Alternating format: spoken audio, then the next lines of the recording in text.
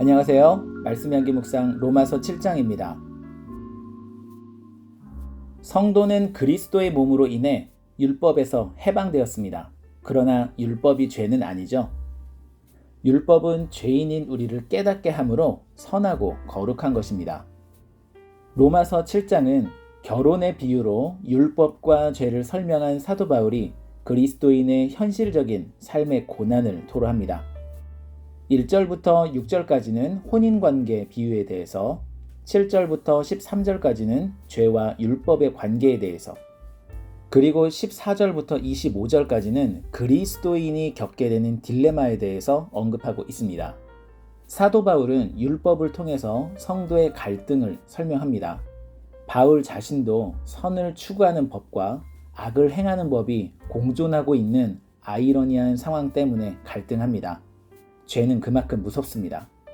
그러나 바울은 결국 비참한 인생에게 구원을 주시는 하나님께 감사합니다. 첫 번째 묵상을 나눠볼까요? 사도 바울은 무엇을 고민하고 있습니까? 그 고민이 내게 공감이 됩니까?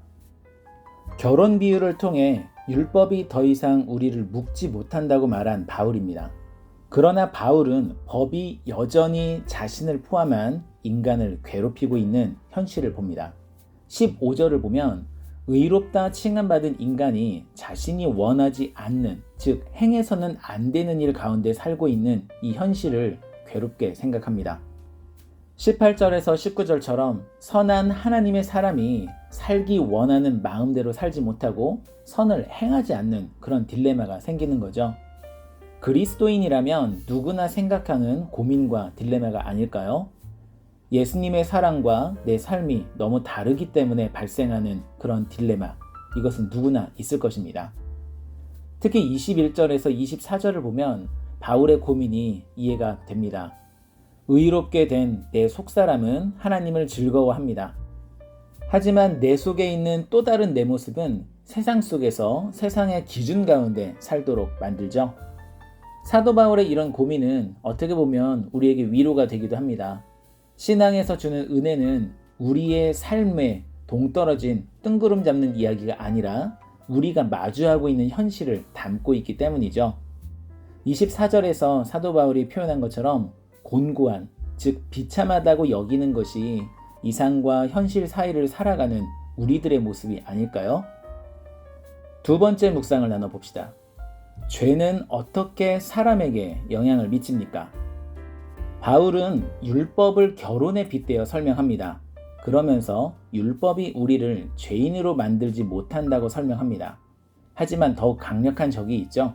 죄입니다. 7절을 보니까 율법은 죄가 아니지만 율법은 내가 죄인인지 의인인지 판단해주는 도구가 될 수 있습니다. 하지만 이 말이 율법이 죄다라는 의미는 아니죠. 하지만 8절을 보니까 죄가 잘못된 방향으로 우리를 인도합니다. 율법을 잘못 이해하도록 만들고 사람을 무너지게 만들죠. 즉 죄가 사람을 죄인으로 만들어갑니다. 또한 17절을 보면 믿음으로 의롭게 된 그리스도인도 자신의 의지와 생활과 상관없이 침투됩니다. 그래서 결국 죄에 의해서 망가지게 되죠. 의식하지도 못한 사이에 내가 죄인이 되어버리도록 만들어버립니다.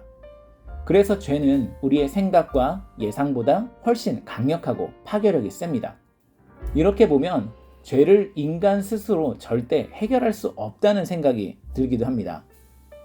따라서 우리는 25절에서 사도 바울이 내린 결론이 오히려 더욱더 감격스럽습니다.